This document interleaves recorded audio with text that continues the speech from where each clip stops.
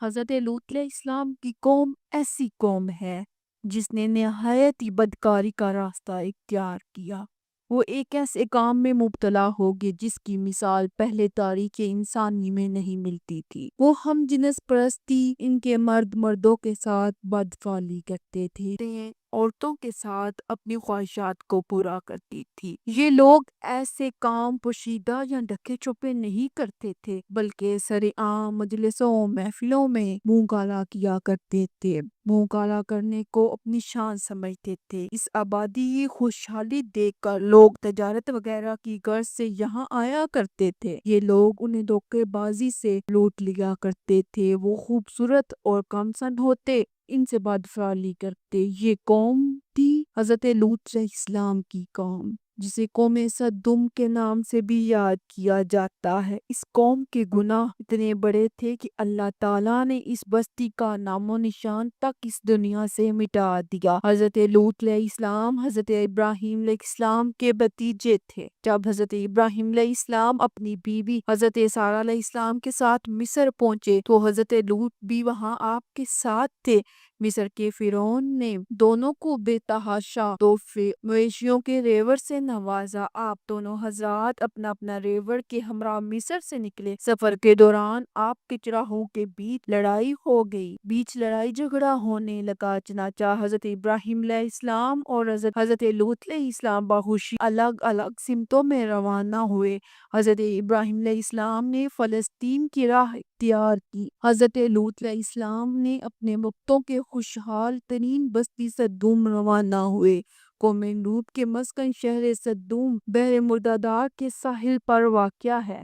قریش مکہ اپنے شام کے سفر میں برابر اسی راستے سے آتے جاتے تھے۔ اردن اور بیت المقدس کے درمیان مقام سدوم کے لوگوں کی ہدایت کے لیے اللہ تعالیٰ نے حضرت لوط علیہ السلام کو مبعوث فرمایا۔ یہ علاقہ 5 بڑے شہروں پر مشتمل تھا اور سدوم ان شہروں کا دارالحکومت مرکز سمجھا جاتا تھا۔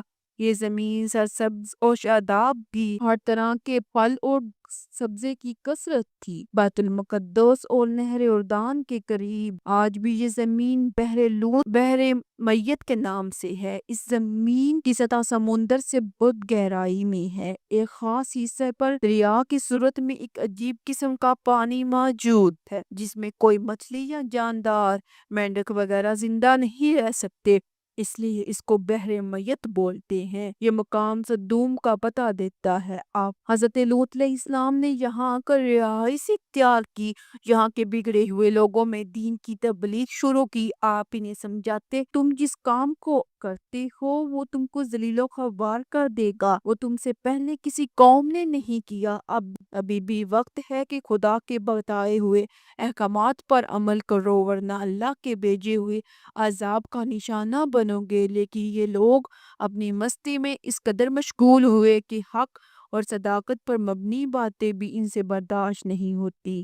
ان کی محفلوں اور تنہائیوں میں صرف ایک ہی عمل ہوتا تھا، فحش حرکات کرتے تھے، فحش گوئی کرتے تھے، اپنے ہم جنسوں کے ساتھ بدفعلی کیا کرتے تھے۔ یہاں کے مرد مردوں سے بدفعلی کیا کرتے تھے، عورتیں عورتوں کے ساتھ کرتی تھی۔ حضرت لوط علیہ السلام کی تبلیغ کے جواب میں بڑی ڈٹھائی سے یہ قوم کہا کرتی تھی، ہم برے لوگ ہیں، بدفعلی کرتے ہیں، لیکن تم تو پاک ہو، تمہارا اس بستی میں کیا کام؟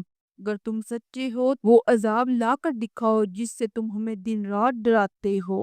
حضرت لوط علیہ السلام کی بیوی، اس کا نام وائلہ بتایا جاتا ہے، یہ بظاہر حضرت لوط علیہ السلام کی بیوی تھی لیکن اندرونی طور پر اسے قوم سدوم سے، اپنی قوم سے محبت تھی، ان کا بڑا خیال کرتی تھی۔ اس سے بڑی بدنصیبی کیا ہوگی کہ اللہ کے پاک جلیل القدر پیغمبر کے ساتھ زندگی بسر کرنے کے باوجود اس عورت کو ایمان کی دولت نصیب نہ ہوئی۔ جب اس قوم کے گناہ عروج پر پہنچ گئے اور بہتری کی کوئی صورت باقی نظر نہ آئی تو اللہ تعالیٰ نے 2 فرشتے ان پر عذاب کی غرض سے بھیجے جو سب سے پہلے حضرت ابراہیم علیہ السلام کے پاس آئے۔ یہاں آپ علیہ السلام کو اولاد کی خوشخبری دی اور بتایا کہ ہم وادی سدوم کو نیست و نابود کرنے کے لیے آئے ہیں۔ ہم آپ سے ملنے کے بعد وادی سدوم کو تباہ و برباد کرنے جا رہے ہیں۔ جب یہ فرشتے خوبصورت نوجوانوں کے روح جنوب میں شہر صدوم پہنچے تو حضرت لوط علیہ السلام سے ملاقات ہوئی۔ یہ قوم بد اخلاقی کی تمام حدیں پار کر چکی تھی۔ جب کوئی مسافر یہاں آتا تو سب مل کر اسے گھیر لیتے اور کھلے عام بدفعلی کا مطالبہ کرتے تھے، اس لیے حضرت لوط علیہ السلام انہیں باہر ٹھہرنے سے منع کیا اور اپنے گھر میں لے آئے۔ ان کے لیے کھانے پینے کا انتظام کیا اور انہیں سمجھانے کی کوشش کی کہ یہ بستی مسافروں کے لیے بہت زیادہ خطرناک ہے۔ لیکن حضرت لوط علیہ السلام کی بیوی اپنی قوم سے ملی ہوئی تھی۔ اس نے گھر میں آنے والے مہمانوں کی خبر اپنی قوم کو دی۔ یوں قوم صدوم اور یوں اس مکان کو چاروں طرف صدوم کے لوگوں نے گھیر لیا۔ وہ آگ سے ان مہمانوں کا مطالبہ کرنے لگے۔ یہ دیکھ کر حضرت لوط علیہ السلام بہت زیادہ پریشان اور رنجیدہ ہوئے۔ اس پریشانی سے نکلنے کی کوئی صورت نظر نہ آئی۔ تب فرشتوں نے حضرت لوط علیہ السلام کی پریشانی کو دیکھ کر اپنی حقیقت واضح کر دی کہ ہم اللہ تعالیٰ کے بھیجے ہوئے فرشتے ہیں اور ہم اس قوم کو اللہ کے حکم سے نیست و نابود کرنے کے لیے آئے ہیں۔